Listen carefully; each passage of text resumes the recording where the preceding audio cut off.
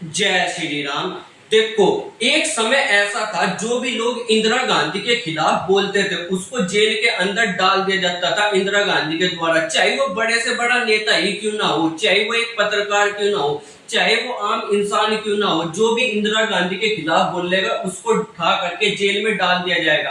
और ये समय ऐसा था जब 1 लाख से ज्यादा लोगों को उठा उठा करके जेल में डाल लगाया। जो भी विरोध प्रदर्शन करता हुआ दिखाई दिया उसी को ही जेल में डाल दिया। अब इंदिरा गांधी ने ऐसा क्यों किया और क्या है इमरजेंसी की कहानी, क्यों लगाया गया भारत में आपातकाल, समझते हैं इस वीडियो में। कहानी की शुरुआत होती है 1971 से। 1971 में आम चुनाव हुए थे प्रधानमंत्री के। जिस तरीके के अभी के चुनाव होते हैं ना, 2024 में मोदी जी जीतते थे, उसी तरीके के चुनाव 1971 में हुए थे, जिसमें प्रधानमंत्री कौन बनी थी? इंदिरा गांधी बनी थी। पर अगर कोई भी व्यक्ति प्रधानमंत्री बनता है तो उसको खुद भी चुनाव में खड़ा होना पड़ता है। जैसे नरेंद्र मोदी जी वाराणसी से खड़े होते हैं, इसी तरीके से इंदिरा गांधी जो थी उत्तर प्रदेश की रायबरेली सीट से खड़ी हुई थी। क्यों खड़ी हुई थी? क्योंकि अगर इनको प्रधानमंत्री बनना है तो प्रधानमंत्री बनने की पहली शर्त होती है कि उनको क्या बनना पड़ेगा? सांसद बनना पड़ेगा, सांसद बनना पड़ेगा। अब सांसद बनने के लिए ये कहां से खड़ी हुई थी? रायबरेली सीट से खड़ी हुई थी, जिसमें ये जीत भी गई थी। पर जीतने के साथ साथ इनमें एक दिक्कत आ गई कि जो इनके विपक्ष में खड़ा हुआ था उनका नाम था राजनारायण सिंह। अब इन्होंने कहा कि इंदिरा गांधी ने इस पे चुनाव में बहुत सारे घोटाले करे हैं, और ये इस चीज को लेकर के कहां पर चले गए? इलाहाबाद कोर्ट में चले गए। और इलाहाबाद कोर्ट में जाने के बाद ये केस क्या हो गया? इलाहाबाद कोर्ट में चलने लगा। अब चलने लगा तो इस पर जांच भी बैठी और जांच में पाया गया कि इंदिरा गांधी ने सच में अपनी शक्तियों का गलत इस्तेमाल करा था। अब क्या क्या गलत इस्तेमाल करा था? देखो, उस समय के जो इनके सचिव थे, हर एक प्रधानमंत्री को, मुख्यमंत्री को एक सचिव दिया जाता है जो कि प्रधानमंत्री की मीटिंग फिक्स करता है, उसको कहाँ जाना है, अगला दौरा क्या करना है, ये सब जो फिक्स करता है उस आदमी को कहा जाता है सचिव। इसी तरीके से इंदिरा गांधी जी के सचिव का नाम था यशपाल कपूर, ये वो व्यक्ति है। अब यहाँ पर इसमें जो है, जब भी कोई चुनाव लड़ता है तो उसको कुछ नियमों का पालन करना पड़ता है, और वे नियम कहाँ पर लिखे हुए हैं?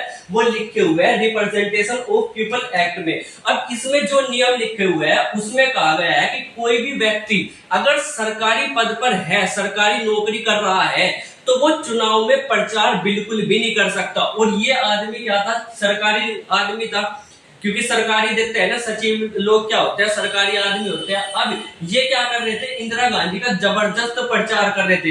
हालांकि इन्होंने कहा था कि मैं ये नौकरी छोड़ रहा हूं और तब मैं इंदिरा गांधी का प्रचार करूंगा, पर इनका इस्तीफा क्या है, अभी तक लागू नहीं हुआ था। यानी कि अभी भी ये सरकारी नौकरी में ही थे और ये जबरदस्त प्रचार कर रहे थे। तो इलाहाबाद कोर्ट ने देखा कि इन्होंने सरकारी आदमी का अपने प्रचार करवाने में इस्तेमाल कराया। पहली जो दिक्कत आई थी यहीं पर ही आई थी। दूसरी चीज इन्होंने देखी कि जितने सरकारी गाड़ियां हैं, सरकारी हेलीकॉप्टर है, उनका इस्तेमाल भी प्रचार करने में इंदिरा गांधी ने करा है। तो यहाँ पर दूसरी दिक्कत यही आई कि कोई भी आदमी किसी भी सरकारी वाहन का इस्तेमाल अपने चुनाव प्रचार में नहीं कर सकता।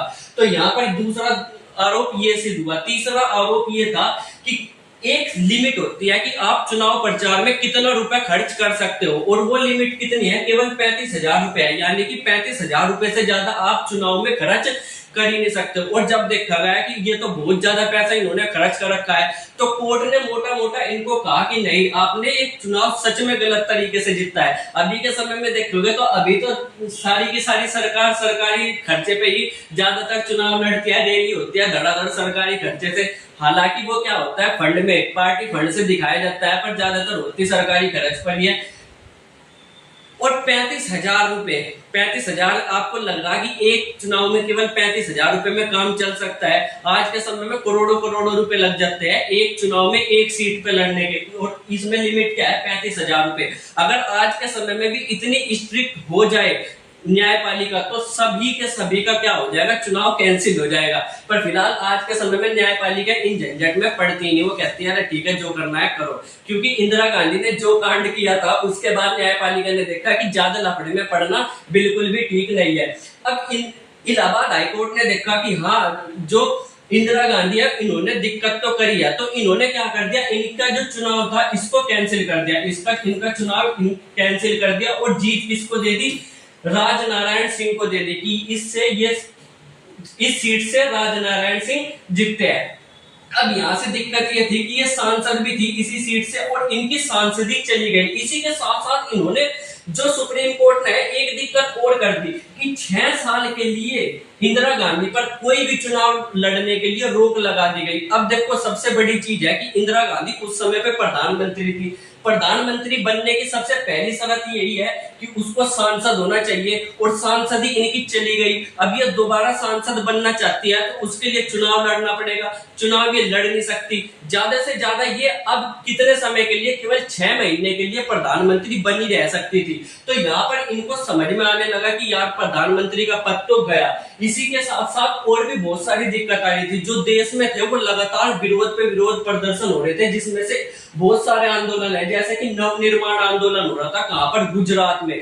गुजरात में नवनिर्माण आंदोलन कौन कर रहे थे? विद्यार्थी कर रहे थे। ये आंदोलन भ्रष्टाचार के खिलाफ हो रहा था। वहीं पर ही जो यूपी बिहार में जेपी आंदोलन हो रहा था, ये भी महंगाई और भ्रष्टाचार के खिलाफ। एक तो इंदिरा गांधी वैसे ही बहुत ज्यादा परेशान थी चुनाव की वजह से, इनका प्रधानमंत्री का पद जाने वाला है, ऊपर से लगातार भारत के अंदर जगह जगह पर आंदोलन हो रहे थे। तो इस सारी समस्या से बचने के लिए इंदिरा गांधी ने अपने सारे सलाहकारों से सलाह मांगनी शुरू कर दी कि अब क्या करा जाए, इस मुसीबत से किस तरीके से बचा जाए। इंदिरा गांधी के बहुत सारे वकीलों ने सलाह दी की उसमें से जो एक वकील था, इनका राव राव करके कुछ नाम था, उन्होंने इनको सलाह दी कि आप इमरजेंसी लगा दो। और इंदिरा गांधी ने सोचा हाँ इसको इमरजेंसी पर लगा दिया जाए। अब इमरजेंसी क्या है? इमरजेंसी में हर इंसान के जो है मौलिक अधिकारों को छीन लिया जाता है। मौलिक अधिकार मतलब आदमी की घूमने फिरने की आजादी छीन ली जाती है, आदमी की बोलने की आजादी छीन ली जाती है। अगर आदमी कोई भी उठपटांग बात सरकार के खिलाफ बोलता हुआ पाया गया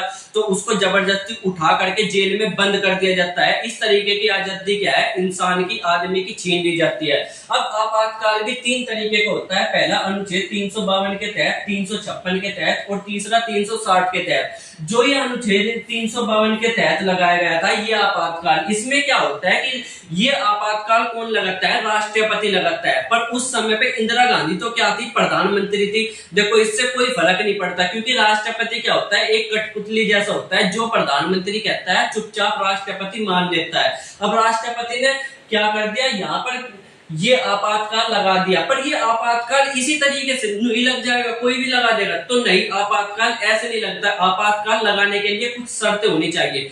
पहली शर्त यह है कि अगर हम किसी दूसरे देश के साथ युद्ध कर रहे हैं तो आपातकाल लगा सकते हैं। जैसे भारत और पाकिस्तान का युद्ध हो रहा, तो अगर भारत और पाकिस्तान का युद्ध हो रहा और इधर से कोई आदमी भड़काऊ भाषण दे रहा तो ये बात अच्छी नहीं होती। तो इसी वजह से अगर युद्ध हो रहा हो तो आपातकाल लगा दिया जाता है और ये बहुत ही अच्छी बात होती है। इसमें कोई दिक्कत वाली बात नहीं। अगर कोई दूसरा देश भारत के ऊपर आक्रमण करे, जैसे चाइना ने आक्रमण कर दिया, तो भी आपातकाल लगाया जा सकता है। पहले के समय में ये दोनों बातें तो मान ली चलो आपातकाल लगा दिया, पर पहले के समय में तीसरी बात जो लिखी हुई थी वो थी आंतरिक अशांति। यानी कि अगर प्रधानमंत्री को, राष्ट्रपति को ऐसा लगे कि भारत में हालात बिगड़ने वाले हैं तो भी आपातकाल लगाया जा सकता था।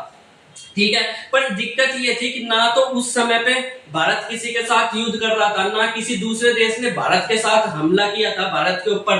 तो इंदिरा गांधी आपातकाल लगाए तो लगाए कैसे? तो उसने ये कहा कि नहीं, इस समय भारत में बहुत ज्यादा विद्रोह होने वाला, भारत क्या होने वाला, भारत पे आक्रमण होने वाला, भारत में से बहुत सारे लोग ऐसे हैं जो भारत को तोड़ने की बात कर रहे हैं। इसी चीज का हवाला देते हुए इन्होंने क्या कर दिया, ये आपातकाल लगा दिया, जबकि भारत में ऐसा कुछ भी नहीं हो रहा था। छोटे मोटे जो है वो प्रदर्शन हो रहे थे, जैसे ये प्रदर्शन थे, पर ये इतने बड़े प्रदर्शन नहीं थे कि इनके तहत आपातकाल लगाया जा सके। मेन कारण यही था आपातकाल लगाने का, क्योंकि इंदिरा गांधी जी को पता था कि अगर वो कुछ बड़ा कदम नहीं उठाती तो 6 महीने के अंदर उनको अपना प्रधानमंत्री का पद जो है वो त्यागना पड़ेगा। और आपातकाल में वो इनको ये छूट मिल गई थी कि वो पद ना त्यागे, क्योंकि कोई बोलने वाला ही नहीं था। कौन बोलेगा उनके खिलाफ?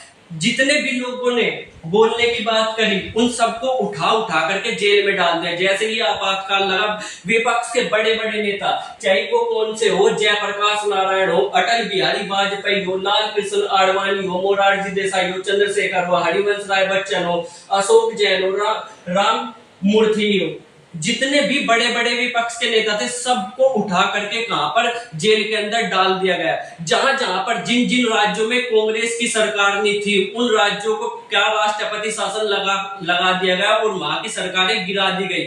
ऐसे ऐसे कारनामे किसने, इंदिरा गांधी जी ने करे हैं अपने टाइम पर। इसके अलावा एक एक्ट चलता था उस समय पे, मीसा एक्ट। मीसा एक्ट मतलब मेंटेनेंस ऑफ इंटरनल सिक्योरिटी, यानी कि आंतरिक जो विद्रोह होने वाला है उससे बचाने के लिए ये एक्ट काम करता था, एक कानून था। इसके तहत इंदिरा गांधी ने लगभग 1 लाख लोगों को जेल के अंदर भरवा दिया गया था। जितने जितने लोग थे, जैसे कि चाहे वो प्रेस वाले हो चाहे कोई भी हो, सबको क्या कर दिया गया था, जेल में डाल दिया गया था। सारे के सारे मौलिक अधिकार छीन लिए थे। आर्टिकल 19(9) जो बोलने की आजादी, घूमने की आजादी देता है, उसको भी छीन लिया गया था। यानी कि कोई भी व्यक्ति सरकार के खिलाफ अब बोल ही नहीं सकता था।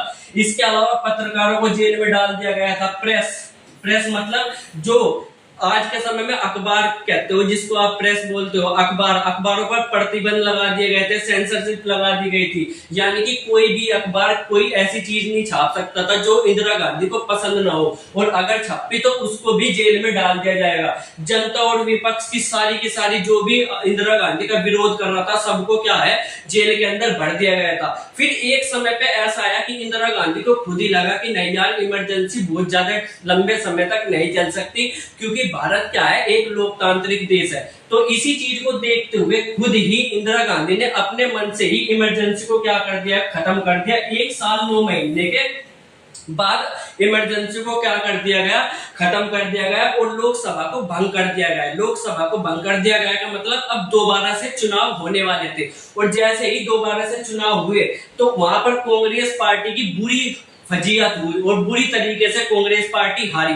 पहली बार ऐसा हुआ था आजादी के बाद कि पहली बार कांग्रेस पार्टी कोई प्रधानमंत्री का चुनाव हारी हो। और इस चुनाव में कौन सी पार्टी जीती थी, ये पार्टी जीती थी जनता दल, जिसमें से प्रधानमंत्री बन करके आए थे कौन, मोरारजी देसाई।